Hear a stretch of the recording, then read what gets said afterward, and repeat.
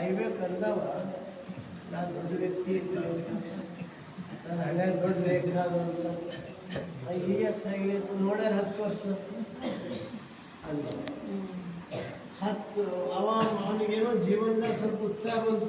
ನಾ ದೊಡ್ಡ ವ್ಯಕ್ತಿ ಆಗಿದ್ದೀನಿ, ನಾ ದೊಡ್ಡ ವ್ಯಕ್ತಿ. ಅವ ಉತ್ಸಾಹದಿಂದ ಕೆಲಸ ಮಾಡತ್ತ ಮುಂದವ ಸಮಾಜದಾಗ ಒಬ್ಬ ಒಳ್ಳೆಯ ವ್ಯಕ್ತಿನೇ ಅಂದ್ರೆ ಒಂದು ಒಳ್ಳೆ ಮಾತು ಸಾಯುವಂಥ ಮನುಷ್ಯನಿಗೆ ಉಳಿಸಿದ್ದು ಯಾವುದು? ಒಂದು ಒಳ್ಳೆ ಮಾತು. ಅದಕ್ಕೆ ಅಲ್ಲಮ್ಮ ಪ್ರಭು ಹೇಳ್ತಾರ, ಮಾತೆಂಬುದು ಜ್ಯೋತಿರ್ಲಿಂಗ, ಸ್ವರವೆಂಬುದು ಪರತತ್ವ. ಮಾತಂದ್ರೆ ಒಂದು ಜ್ಯೋತಿರ್ಲಿಂಗ. ಹೆಂಗ ಮಹತ್ವ ಇರ್ತದ ಜ್ಯೋತಿರ್ಲಿಂಗದಾಗ ಒಂದೊಂದು ಒಳ್ಳೆ ಮಾತು. ಅದಕ್ಕೆ ಲಿಂಗ ಮೆಚ್ಚಿ ಮಾತು ನುಡಿದರೆ ಮುತ್ತಿನ ಹಾರದಂತಿರಬೇಕು, ನುಡಿದರೆ ಮಾಣಿಕ್ಯದ ದೀಪ್ತಿಯಂತಿರಬೇಕು, ನುಡಿದರೆ ಲಿಂಗ ಮೆಚ್ಚಿ ಅಹುದೆನ್ನಬೇಕು. ಅಂದ್ರೆ ನಮ್ಮ ಮಾತುಗಳು ಇನ್ನೊಬ್ಬರಿಗೆ ಕೆಲವರು ಮಾತಾಡಿದ್ರೆ ಇನ್ನೊಬ್ಬರಿಗೆ ಪೂರಾ ಅವರಿಗೆ ಹಾರ್ಟ್ ಅಟ್ಯಾಕ್ ಆಗಂಗೆ ಮಾತಾಡ್ತಾರೆ. ಹಂಗಾಗ್ಬಾರ್ದು. ಅದು ಶಿವಾನುಭವದ ಮಾತಾಡ್ತಾರೆ. ಮಾತು ಪ್ರೀತಿಯಿಂದ ಕೂಡಿರು. ಮಾತು ನೆಗೆಟಿವ್ ಇರಬಾರ್ದು, ಪಾಸಿಟಿವ್ ಇರಬೇಕು.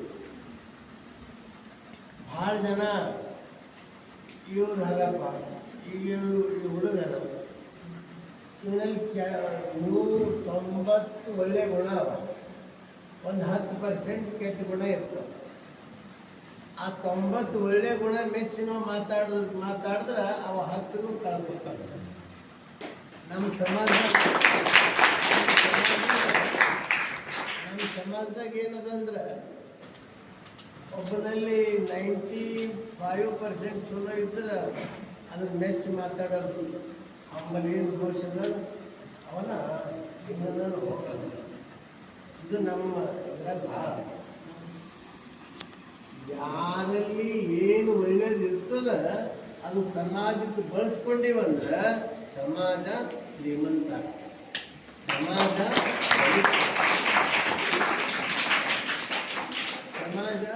ಸಮಾಜಕ್ಕೆ ಒಳ್ಳೇದ.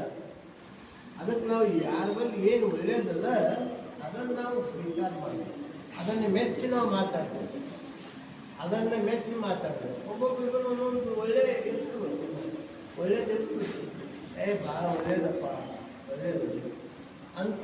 ಮತ್ತು ಇನ್ನೊಂದು ಮಾತು ಹೇಳ್ತೀವಿ, ಒಳ್ಳೇದು ಅನ್ಕೋತಾ ಹೋದೀವಿ ಅಂದ್ರೆ ಅವ ನಿಜವಾಗಿ ಒಳ್ಳೆಯವನೇ ಆಗ್ತಾನೆ.